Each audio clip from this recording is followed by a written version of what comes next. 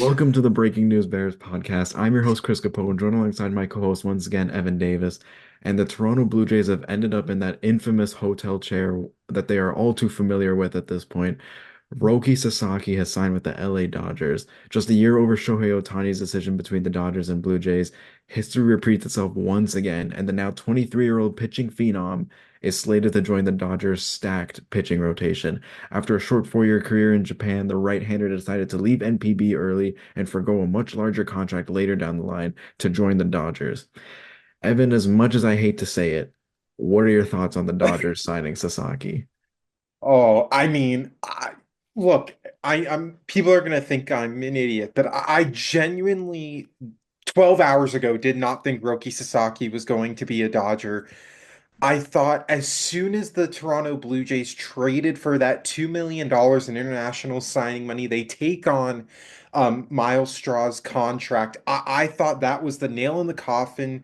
It made sense for Toronto. They need a true ace to eventually lead this rotation. Obviously, Ricky Tiedemann is going to be up eventually. Maybe not this season, maybe next season, who knows?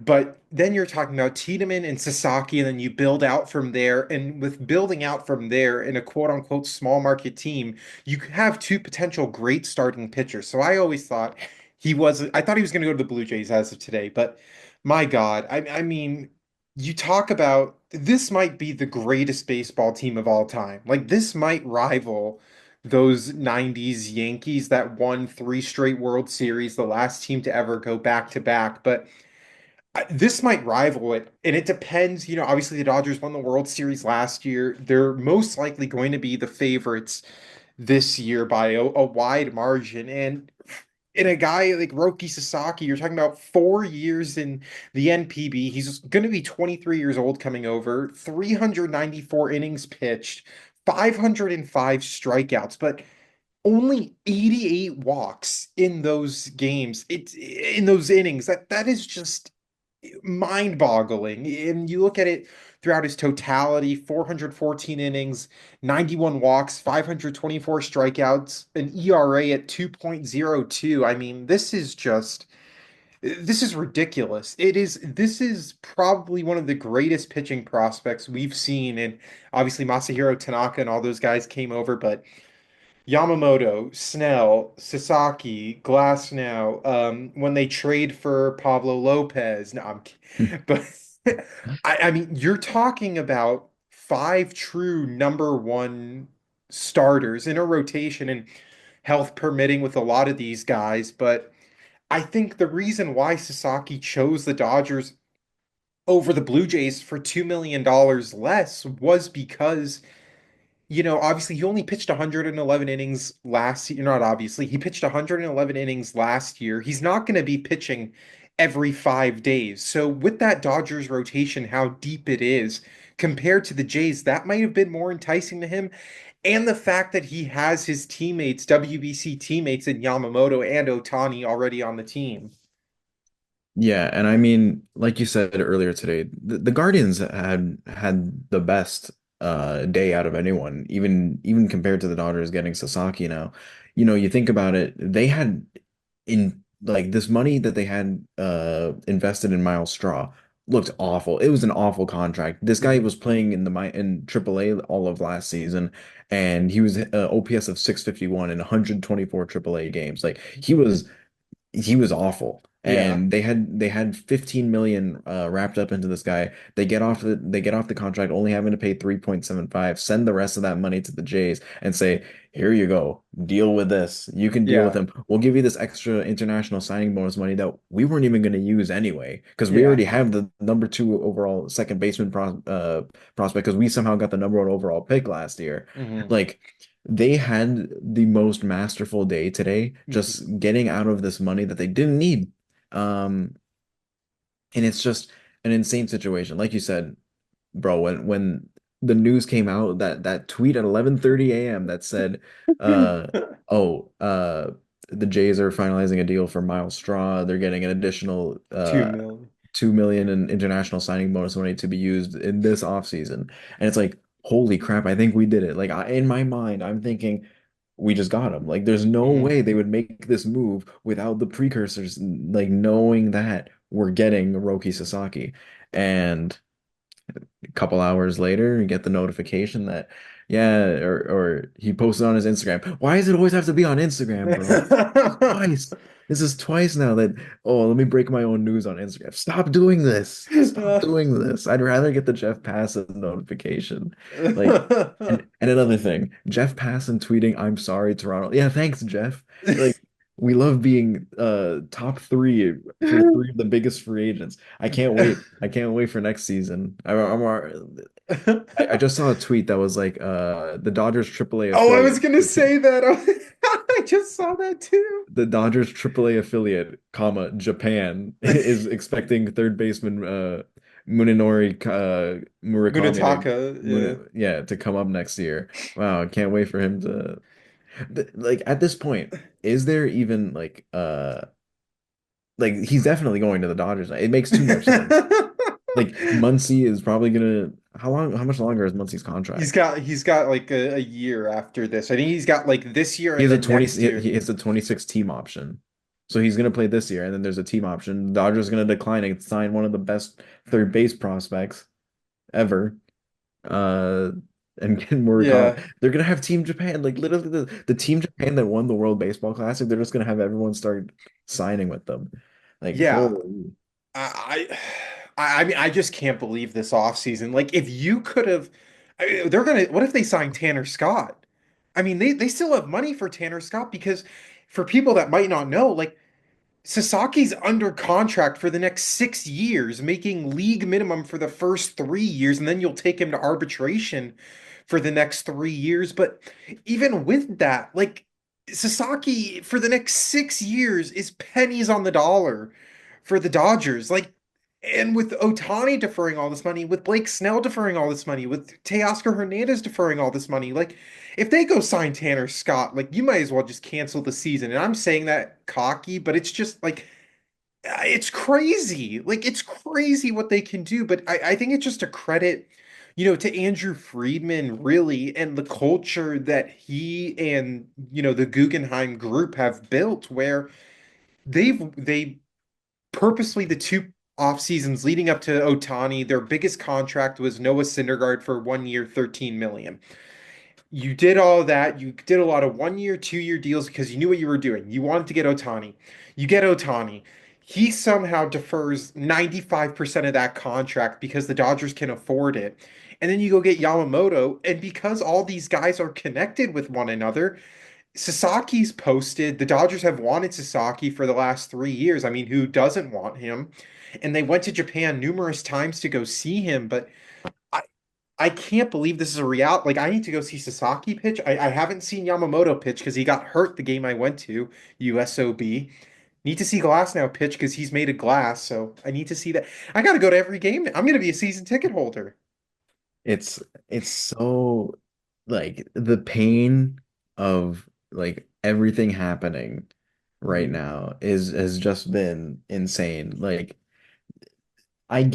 I think this hurts more than Otani and Soto. That's what Braden texted, our buddy Braden texted me like at 2 or 12 o'clock. He's like, if Sasaki doesn't go to the Blue Jays, this is gonna hurt more. Like this genuinely hurts more because this is the one time that Jays actually had an upper hand in terms of money, where the like we genuinely can offer you the most money and like you can become the ace of Canada. Hmm. If you were to fully develop and fully realize your potential, you'd be the ace of an entire country. He won't even be the second biggest Japanese player on his current team.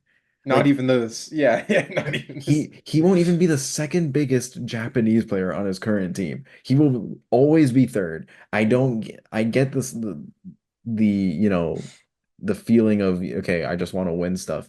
But like in my heart of hearts, I genuinely thought that's like once they made the deal for Miles Straw and got that extra 2 million bonus, having 8.2 or whatever, how much million they had to spend available on Hmm. Sasaki, I genuinely thought that this was going to happen. And it's just it's in a situation where like I don't get the things I don't get are the fans on Twitter. They're like laughing at the Jays, where it's like like there's no real reason to be laughing at them when it's Yeah.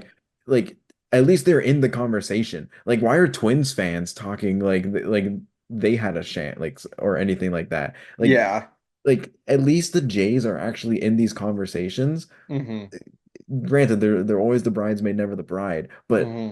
like I'd rather be in the conversation for these guys rather than, being a Twins fan stuck in mediocrity for the next like 30 years. Yeah. Well, At least there's an actual effort by the front office to make this team better and are constantly, going up to the big free agents and like offering all the money in the world. Now sign Vladdy to a goddamn extension.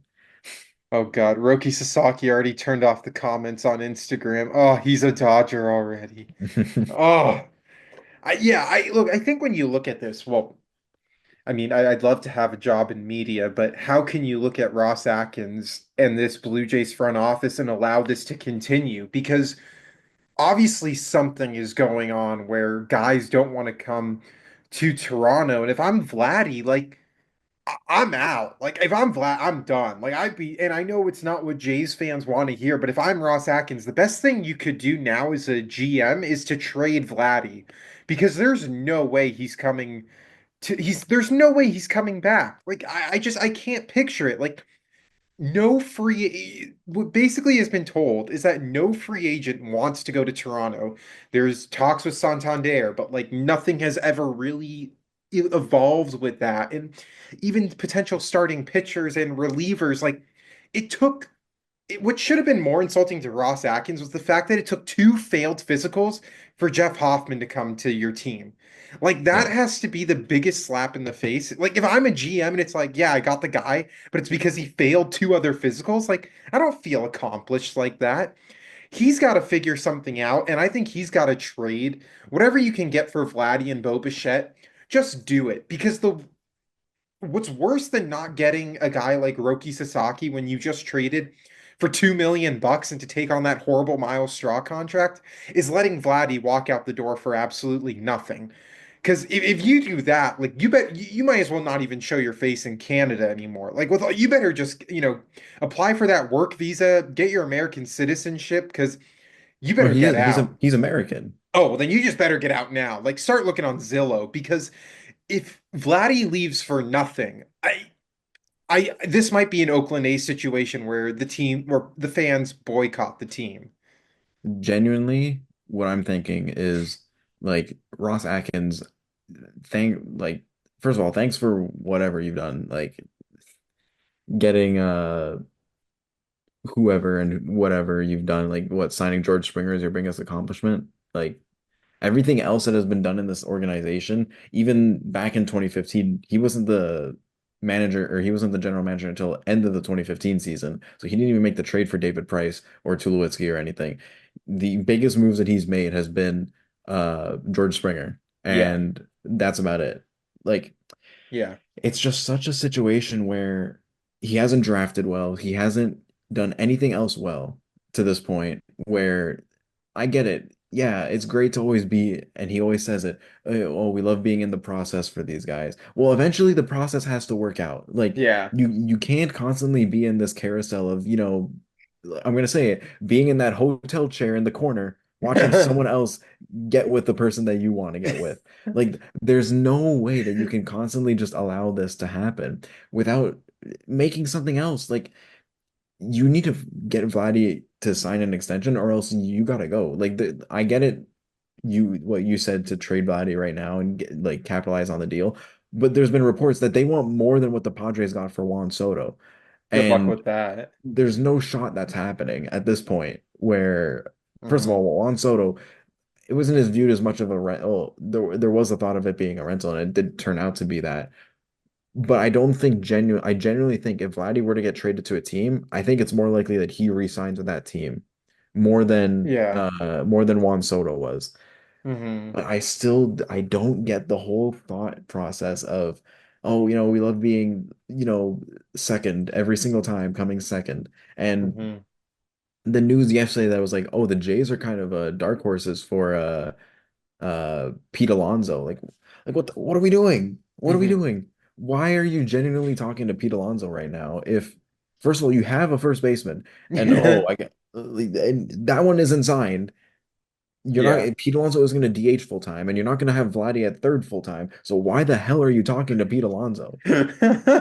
I don't know, but I think when you look at it with like Ross Atkins, like his biggest signings, yeah, you talk about George Springer, Hyunjin Ryu, but outside of that, like it's really hard to find accomplishments for what Ross Atkins has done. I mean, you look at Kevin Gausman as well. I feel bad for Kevin Gausman because he got absolutely hosed. Because realistically, back in 2021, when he signed his contract, it's like, yeah, the Jays' future did look bright and all, and now it really doesn't look like much. And you even talk about 2022 trading Gabriel Moreno and Lourdes Lourdes Gurriel. Gurriel for Dalton Varsho, and now Gabriel Moreno is like one of the greatest catchers of the game today in terms of pop time. Like, there's no one that's running on the base paths with Gabriel Moreno as your backstop. He is the fastest pop time by a catcher. So again, kind of a failed trade when you look at it, but don't worry. You won that team gold glove with Varsho. So Twice in a row, twice in a row, twice twice in a in a row. row. So you did your job. And then 2023, IKF. IKF, like that was your only signing was You let IKF, and you then let Matt Chapman go. yeah, lost Matt Chapman, lost Jordan Hicks. Obviously, Ryu was gone. He, went to Japan, whatever, went back to Japan. You look at these transactions by him, and it's all horrible. And then you acquire Andres Jimenez and Nick Sandlin for one of your best hitters. Like in an offense that was absolutely struggling, you trade away Spencer Horwitz for a guy in Andres Jimenez who has an OPS under 700. But don't worry, he plays a kick-ass second base, so I, third team Gold Glove on the way. we're three-peating in what matters most. Yeah, like Nick Sandlin is a solid reliever, but if you're trying to get the Jays excited after consistently being linked to Soto and Otani and Sasaki and Yamamoto, and like, don't say you want these players and you're trying your best and then not even getting one of them. Like, you couldn't even get one of the top pitchers on the market, and Corbin Burns didn't even sign for that much. Well, they did offer Corbin Burns the most amount of money. Them and the Orioles offered Corbin Burns the most amount of money, but he did end up just signing with the Diamondbacks because of proximity to home and taxes. Yeah, I get that, but it's just like I think I don't know. I'm speaking as an outsider, but I feel like the Jays fan base would be a little less upset if Ross Atkins was like, "Hey, look, we're not going after any of these guys. We're going to try to figure this out. We're a small market team. We'll do the best we can." Like the Pirates have done that for the last 20 years, and their fan base doesn't really care.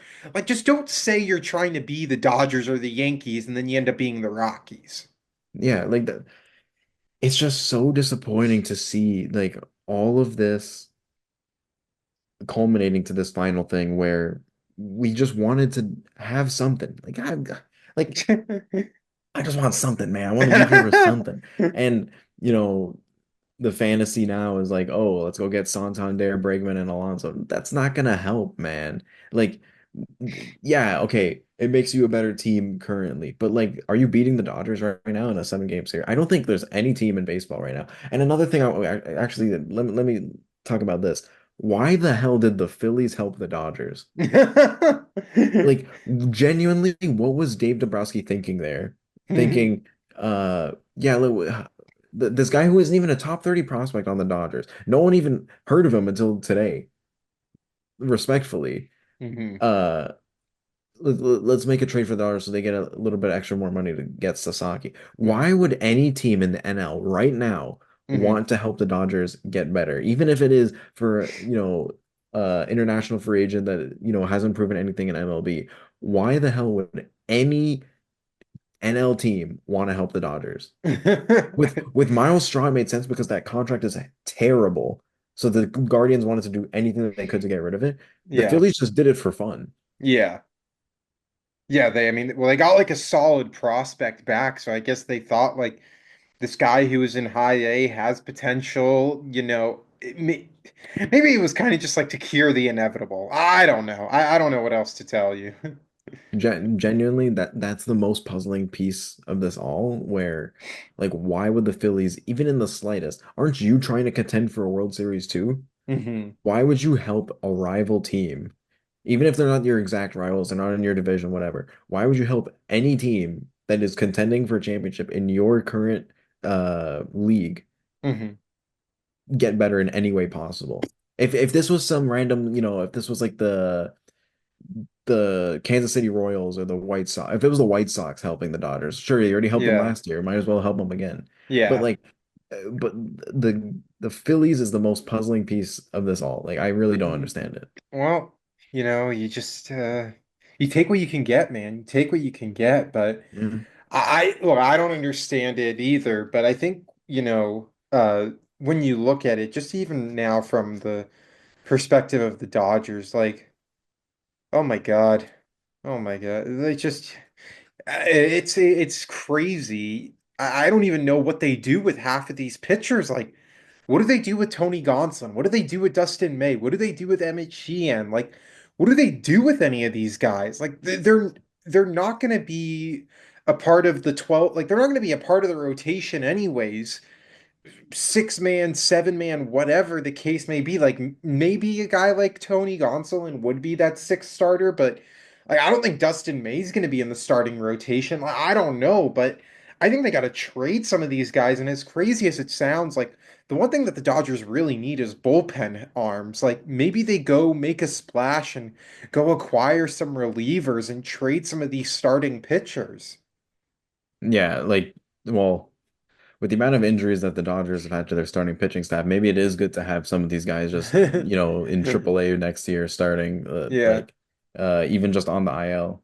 Like, yeah, uh, there's a chance, there's Otani won't pitch until May. Maybe this gives them more time to just say, maybe we can push it back to June or hmm, something like that. Or something with, you know, oh, Tyler Glasnow, say, guess what happened? Tyler Glasnow got injured again.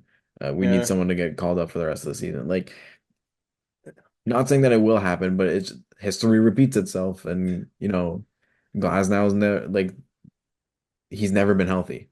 yeah. I think is more likely to err on the side of caution rather than to, trade everyone that you have right now that's, extra starting pitching depth. Maybe you will get Pablo Lopez. You have so many goddamn prospects. Like it could happen. Yeah. I, I don't know. I I don't even know. I don't. It's just someone tweeted out, "This is all the Astros' fault for cheating the Dodgers in 2017." Yeah, Man, you could blame them. I think the one other team we need to talk about here is the San Diego Padres. Like, this is a team that was also, we haven't talked about the other finalists yet, and this is a team that has literally made no moves this offseason. They have owners that are fighting with one another, like an in-house family issue going on.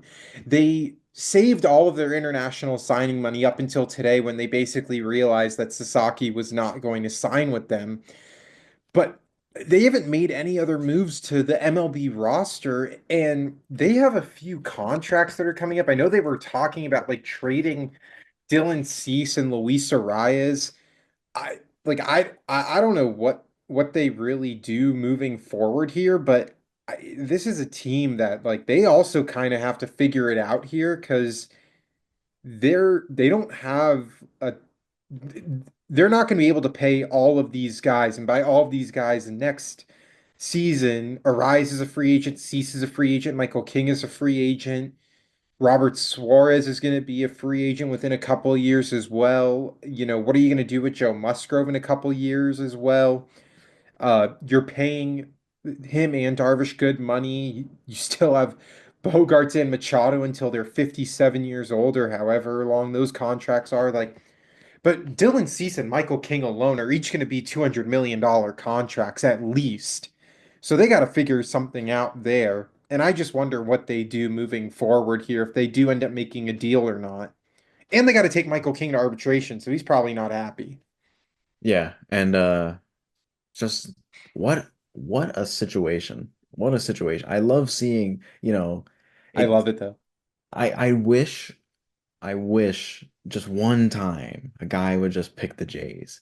And I wish, yeah, you're right. Kevin Gosman took less money to come to the Jays, uh, and this and that and whatever.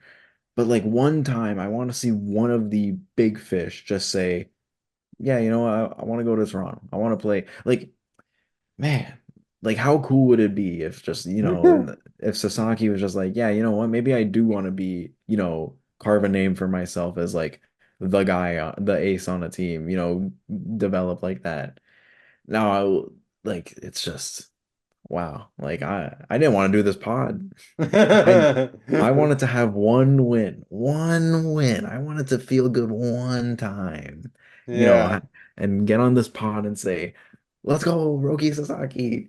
Yeah. And now I'm over here, sitting in my chair, just rotting. I'm just rotting. Every second goes by and I'm rotting in this chair. Can't Uh, believe it. Smiling through it all. I can't believe this is my life. The duality of man. We're smiling for different reasons. I'm smiling like to get through the pain, and you're smiling because it's genuinely like the team is that team is amazing. Well, Like, I said to you guys earlier, like I was happy regardless. As soon as the Padres were out, I was like, it's a win-win because either he signs in Toronto and he's not in the National League, or he signs with the Dodgers and then the Padres are now like, oh crap, like fully healthy. We're talking about a postseason rotation that is Yamamoto, Blake Snell, and Sasaki. Like the Dodgers might just say, Otani, like you don't even need to pitch. Like forget pitching in the postseason. Maybe just throw a couple games in the regular season.